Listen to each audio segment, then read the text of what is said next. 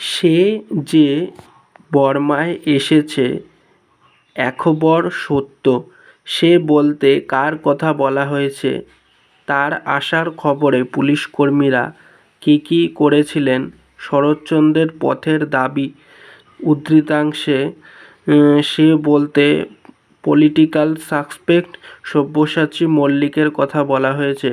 সরকারি পুলিশ বাহিনীর কাছে রাজদ্রোহী সব্যসাচী মল্লিকের বর্মায় আসার খবর পৌঁছানো মাত্রই তারা তল্লাশির মাত্রা বাড়িয়ে দেন। তারা বর্মা এবং রেঙ্গুনে কর্মরত ও কাজের সন্ধানে আসা বাঙালিদের আটক করে তল্লাশি চালান। এমনকি রাতের মেল ট্রেনগুলির ওপরও বিশেষভাবে নজর দেওয়ার কথা বলা হয়।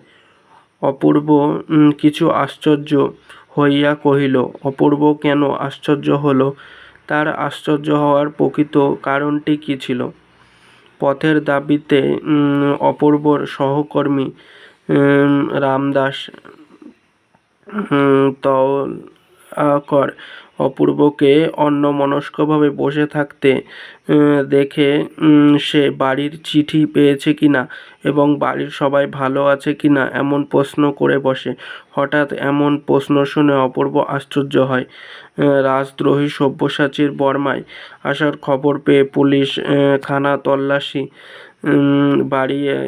বাড়িয়েও তাকে ধরতে ব্যর্থ হন। সব্যসাচীর ধরা না পড়া বা কোনো দুর্ঘটনা না ঘটনার মতো সৌভাগ্যকে অপূর্বর অবিশ্বাস্য মনে হচ্ছিল। তাই দৈনন্দিন কাজের মাঝে অপূর্ব কোথাও যেন অন্যমনস্ক হয়ে পড়েছিল। বাস্তবিক এমন তৎপর এত বড় কার্যকুশলা মেয়ে আর যে কেহ আছে মনে হয় না। হে তলওয়ারকর মেয়েটিকে তাকে কার্যকুশলা বলার কারণ কি? আলোচ্য অংশে মেয়ে বলতে অপূর্বর বাড়ির উপরতলায় বসবাসকারী একজন ক্রিশ্চান মেয়েকে বোঝানো হয়েছে। যেদিন অপূর্বের ঘরে চোর ঢুকেছিল সেদিন এই মেয়েটির জন্যই তার টাকা পয়সা ছাড়া বাকি সব জিনিসপত্র চুরি থেকে রক্ষা পেয়েছিল। শুধু তাই নয়, মেয়েটি অপূর্বর সব ছড়ানো জিনিসপত্র গুছিয়ে দিয়ে ফর্দ করে কি আছে আর কি চুরি গেছে তার নিখুঁত হিসাব পর্যন্ত তৈরি করে রাখে।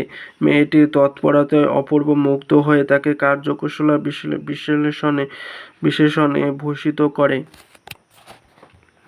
কিন্তু পুলিশের দল এমন কাণ্ড করলে, এমন তামাশা দেখালে যে ও কথা তার মনে হলো না। ও কথা বলতে কোন কথার উল্লেখ করা হয়েছে? পুলিশের দল কী কাণ্ড করেছিল? শরৎচন্দ্রের পথের দাবি উপন্যাস থেকে গৃহীত উদ্ধৃতাংশে ও কথা বলতে অপূর্বের ঘরের চুরির অভিযোগের কথা বলা হয়েছে। রাজদ্রোহী সব্যসাচীর বর্মায় আসার খবরে সরকারি পুলিশ বর্মা ও রেঙ্গুনে কর্মরত ও কর্মপ্রার্থী বাঙালিদের আটক করে তল্লাশি চালাতে শুরু করেন। এই সময় গিরিশ মহাপাত্ররূপে সব্যসাচী ধরা পড়লেও তার অদ্ভুত পোশাক ও চেহারা দেখে খানিকটা তাচ্ছিল্যের